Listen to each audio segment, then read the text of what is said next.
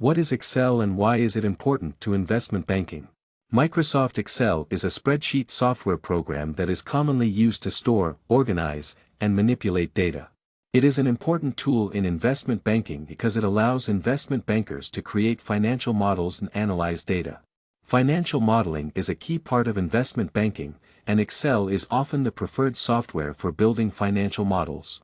Investment bankers use financial models to forecast a company's financial performance and to evaluate the financial impact of different transactions. Excel's flexibility and powerful calculation capabilities make it well suited for building financial models. In addition to financial modeling, Excel is also commonly used for tasks such as data analysis, budgeting, and creating reports. Its ability to store and manipulate large amounts of data makes it an important tool for investment bankers, who often need to analyze large sets of data to make informed decisions. Overall, Excel is an important tool for investment bankers because it allows them to work with and analyze financial data efficiently and accurately.